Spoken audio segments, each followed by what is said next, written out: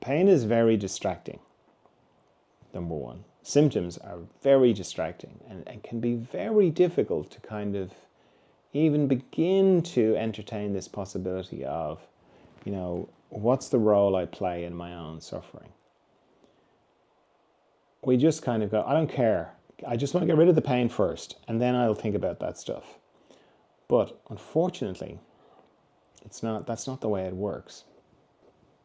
And when you begin to look at this, there can be a feeling of like, oh, great, now I'm screwing this up as well.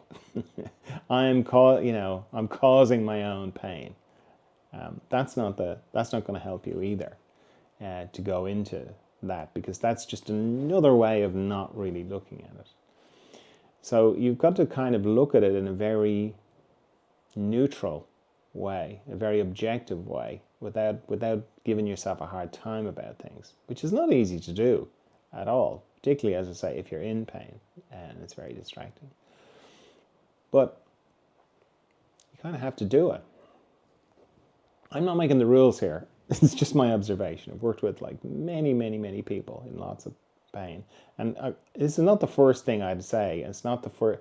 This wouldn't come up in the very first session that we have, right. Well, what are you doing to create your own suffering? I mean, that's not helpful at all. But eventually the person gets to it themselves, I've found anyway. Eventually we arrive at this point of like, what's the payoff here? What am I getting out of this? And initially, when you begin to look at that, there's a huge reaction on the inside. Like, there's no payoff to this. I just want it to stop. And that's very understandable. But I can remember working with a woman years ago back in Australia. And I saw her for a long, long time. And she had lots and lots of very debilitating things. And her whole life had been shaped by her very real, very difficult symptoms. And we went through many things together as she sort of released things, and it was a long journey. But eventually she got to this question of, what's the payoff here?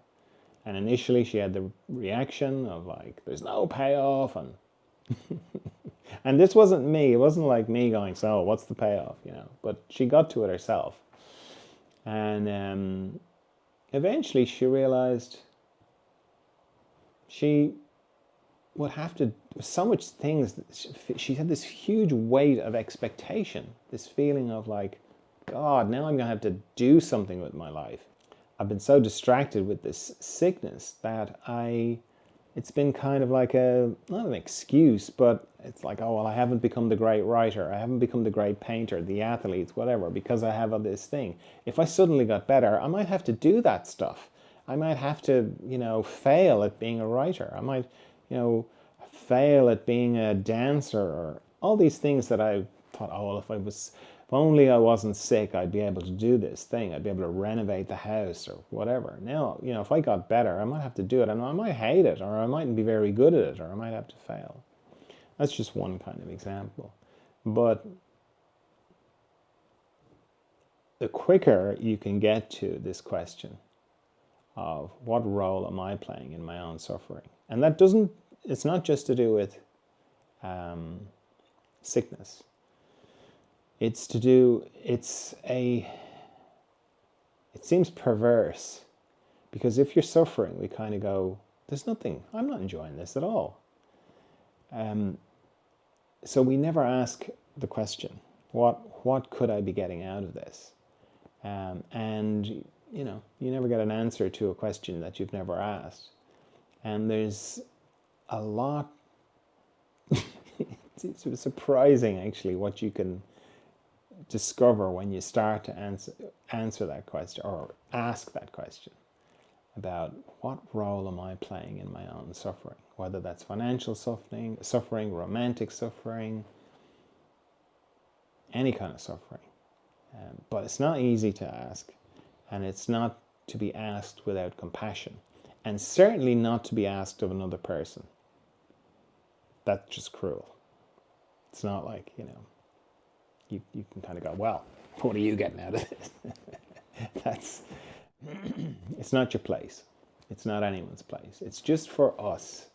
So it's just for you and I to ask ourselves, what am I getting out of this? What what what could I possibly believe to be true for this to be the case? And to ask it kindly and compassionately and not expect an answer straight away, but just to leave it ticking away there in the background, because our the unconscious part of our mind, it's going to be doing something anyway, so you may as well give it something to do. It's like, here, I've got a question. Could you work away on that in the background? And then, you're in the shower and suddenly two dots connect that weren't connected before, or you're driving somewhere and suddenly, or somebody says something and you're like, and suddenly a penny drops and you're like, oh, wow. And it's like you've got to change your life then. It's not like suddenly you've got to go and do something. Consciousness is a powerful force, or it's just powerful. So once you become conscious of something, it just starts to change anyway. So it's a very good question to ask, but you have to be very careful about how you ask it. And as I say, never ask it of another person, but for yourself. What role am I playing in my own suffering? It's very illuminating.